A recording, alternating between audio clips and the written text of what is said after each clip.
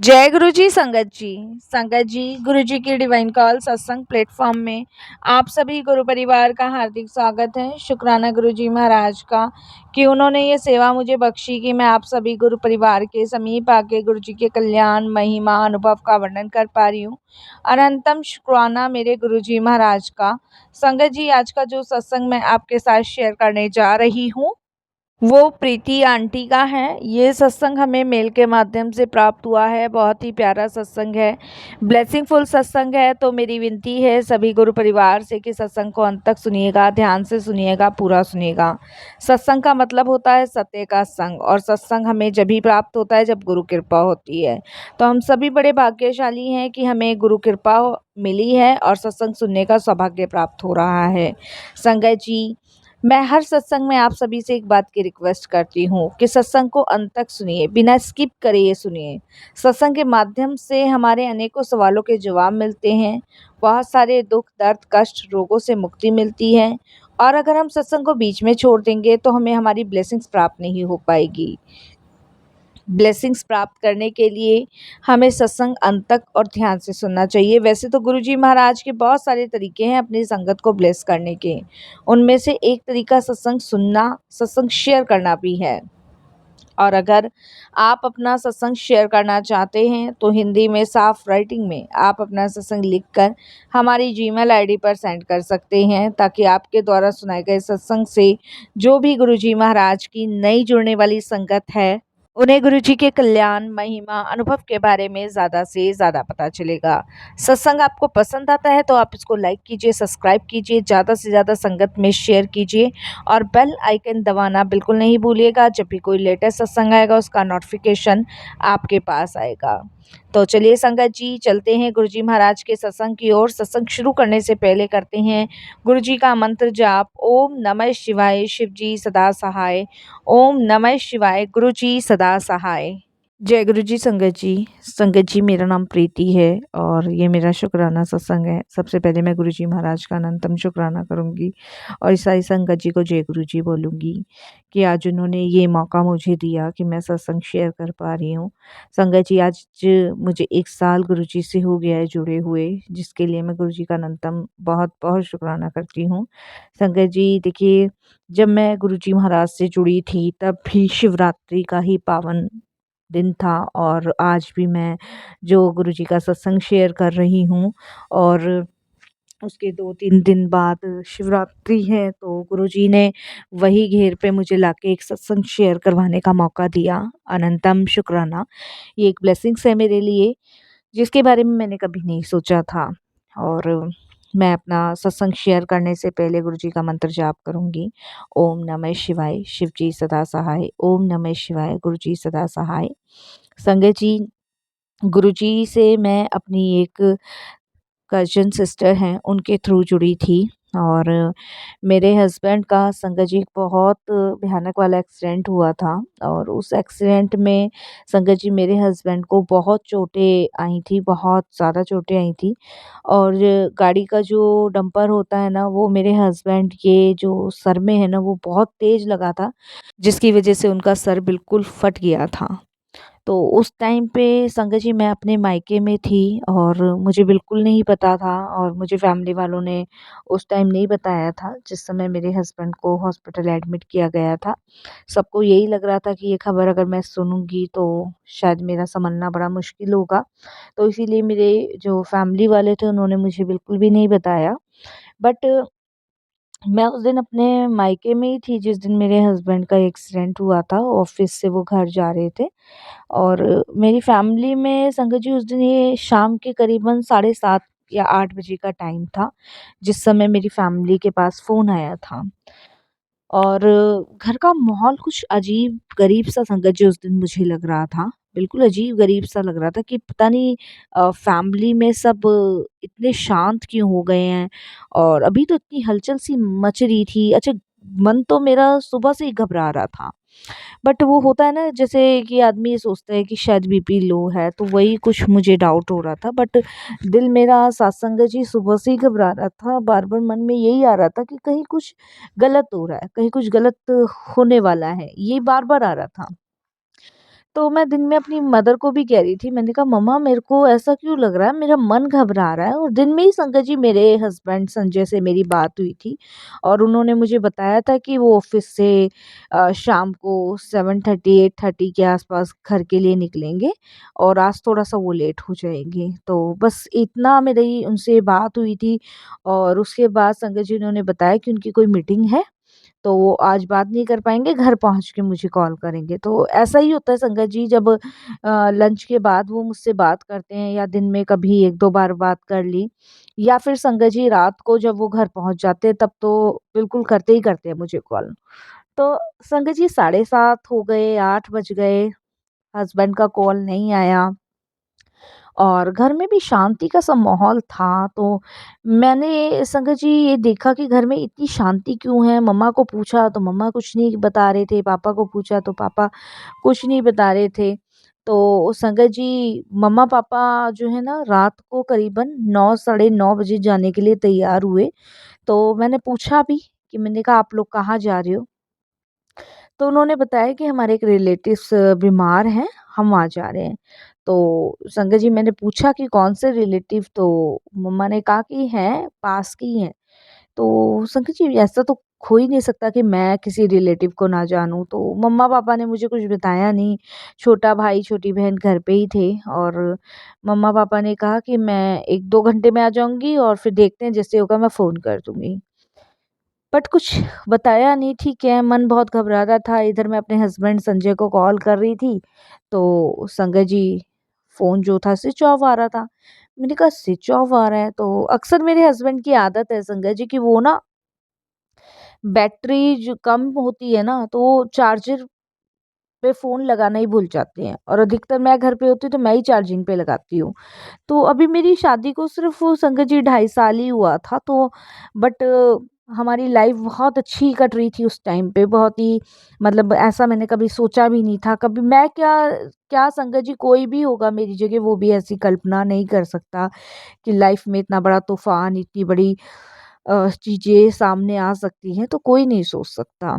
तो फिर संगत जी कोई बात नहीं, मेरे को यही लगा कि शायद बिना चार्ज किए फ़ोन सो गए हैं, स्विच ऑफ है, सुबह उठेंगे तो फ़ोन करेंगे।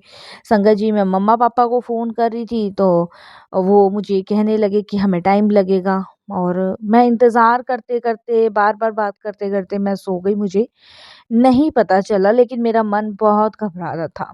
सुबह मेरी 6 बजे आँख खुली तो 6 बजे तक भी संगत जी फैमिली में मम्मी-पापा नहीं आए थे। मैं अपने हस्बैंड को फ़ोन कर रही थी, स्विच ऑफ था। मैं परेशान हो गई और इतनी परेशान हो गई, ये पहला चांस था कि मेरे मम्मा-पापा घर पे नहीं थे और हस्बैंड भी फ़ोन नहीं उठा रहे थे। मैं बहुत परेशान हो गई, इतना परेशान हो गई कि मेरे को समझ नहीं आ रहा आखिर हुआ तो हुआ क्या है?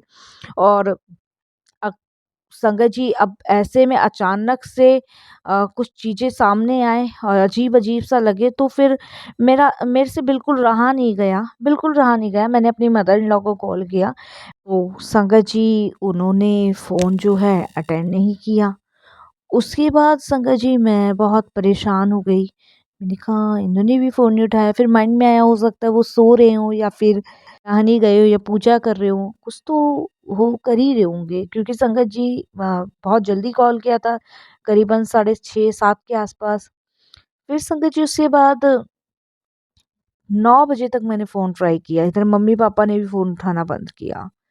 और मैं बहुत परेशान संगत जी, बहुत परेशान, इतनी परेशान कि मैं बता नहीं सकती। मैंने अपनी छोटी सिस्टर को कहा कि मैं जो है मतलब क्या करूँ, मुझे कुछ समझ नहीं आ रहा है, कुछ भी नहीं समझ आ रहा है।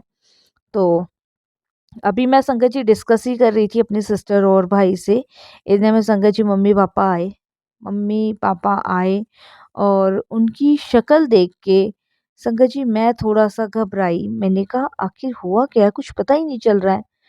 संगत जी जब मम्मा ने मुझे गले लगाया और गले लगाकर वो रोने लगे, तब संगत जी वो रोए और आप बिलीव नहीं करोगे कि मेरा मन बहुत घबराया, एकदम से घबराया और इतनी बुरी तरह घबराया कि संगत जी मेरे को कुछ समझ नहीं आ रहा था। मैंने बहुत ज़ोर से चिल्ला के पड़ी कि मुझे बताओ क्या हुआ है, क्या नहीं हुआ है।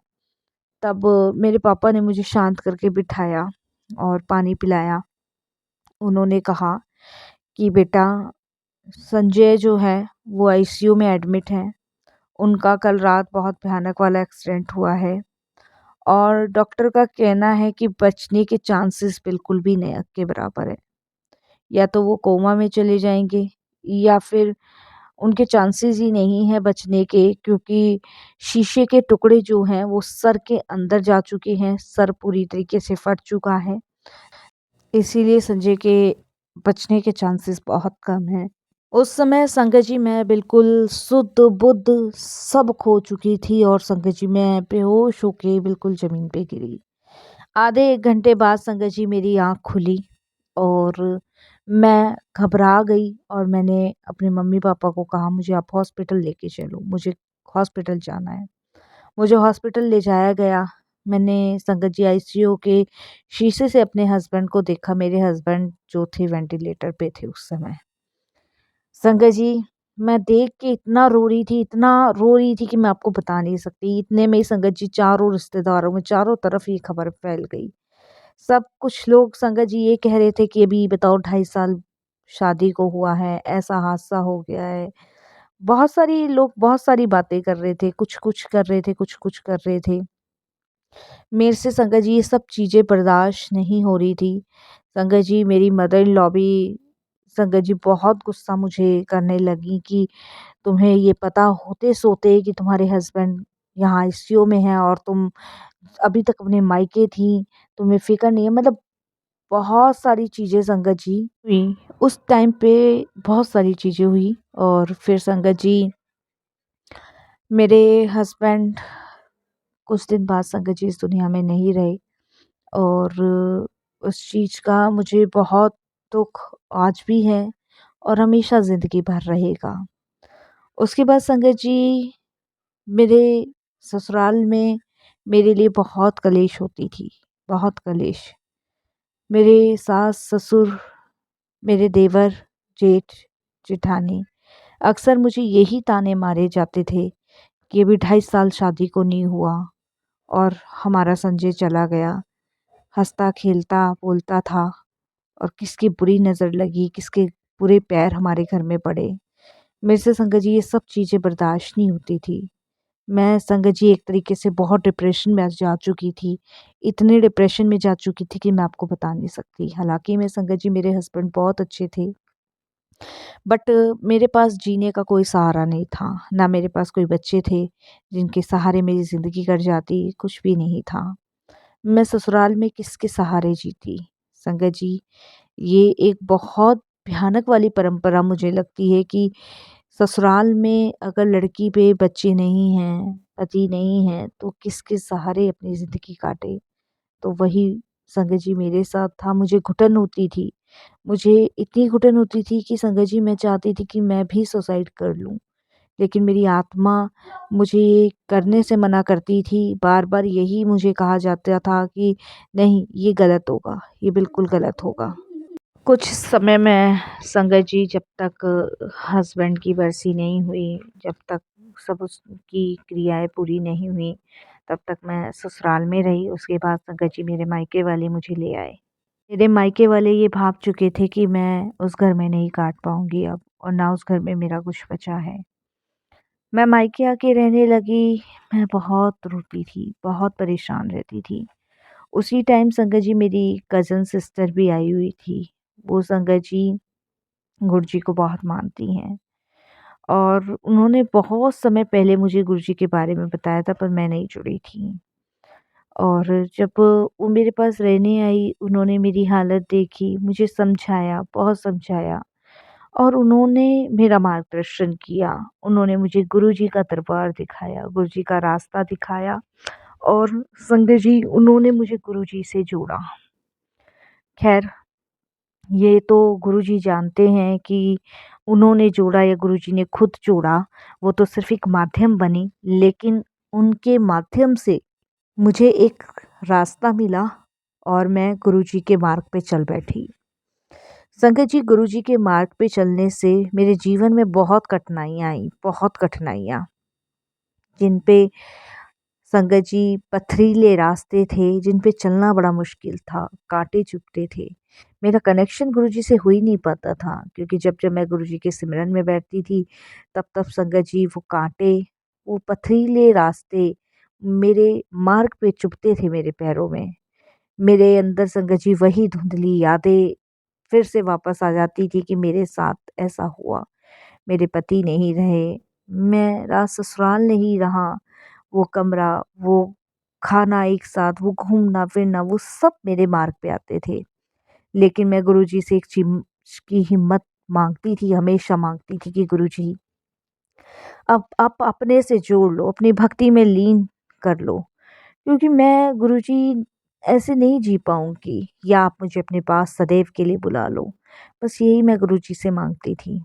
संगत जी, गुरुजी की दिव्य शक्ति मुझे प्राप्त हुई और उनकी ब्लेसिंग्स मुझे मिली। एक दिन गुरुजी ने मुझे ड्रीम दर्शन दिया और ड्रीम दर्शन में उन्होंने मुझे बोला कि इस दुनिया के मोह से निकल कर भी एक रास्ता जाता है, वो जाता है तेरे गुरु की तरफ। उस रास्ते पे चल, उस रास्ते पे तुझे बहुत सारी चीज़ें दिखाई देंगी। वो सारी चीज़ें मैंने तुझे ब्लेस की है, उस रास्ते पे तुझे चलना है। संगत जी, उसके बाद तेज रोशनी गुरुजी ने मुझे दी और जो कि मेरी आँखों में जाके समा गई। उससे अगले दिन संगत जी मैं सब कुछ भूलती चली गई और गुरुजी के बताए हुए मार्ग पे चलती गई। संगत जी, गुरुजी के बताए हुए मार्ग पे चलते-चलते आज मैं अपनी ज़िंदगी को गुरुजी को समर्पित कर चुकी हूँ। मैं संगत जी अब एक नई जीवन को जी रही हूँ, सिर्फ़ गुरुजी की मेहर से, गुरुजी की कृपा से। संगत जी, मैं अपने हस्बैंड को तो कभी नहीं भुला पाऊँगी, लेकिन मुझे पूरा विश्वास है कि गुरुजी ने उन्हें अपने चरणों में स्थान दिया है। इसके लिए भी मैं गुरुजी महाराज का बहुत-बहुत शुक्राना करती हूँ।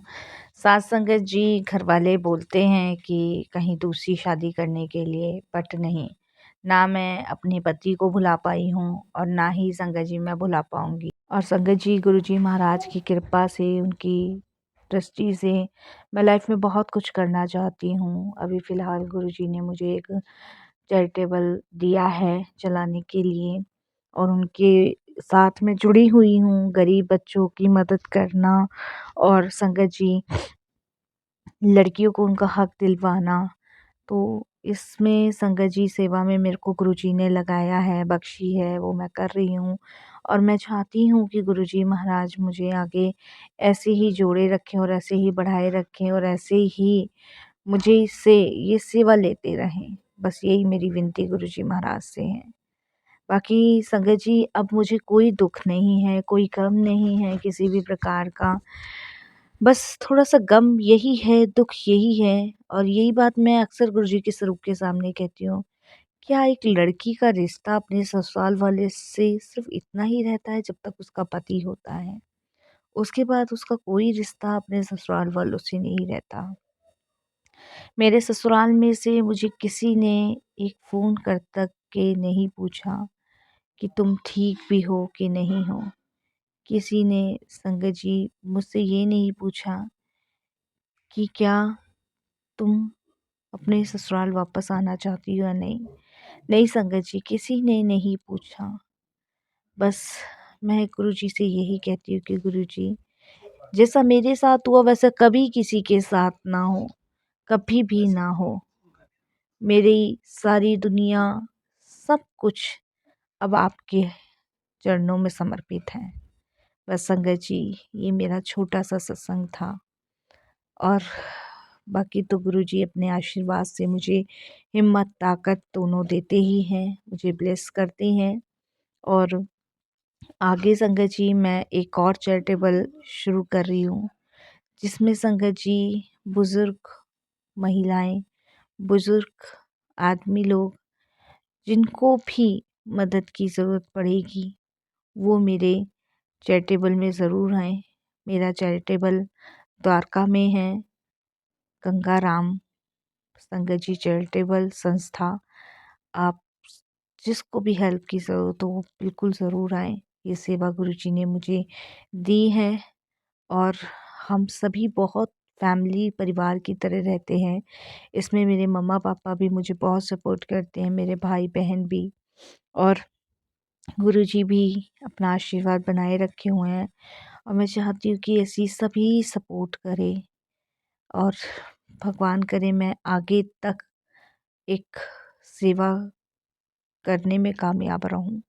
और यहीं वाणी को विराम देती हूँ। जय गुरु जी, शुक्राना गुरु जी।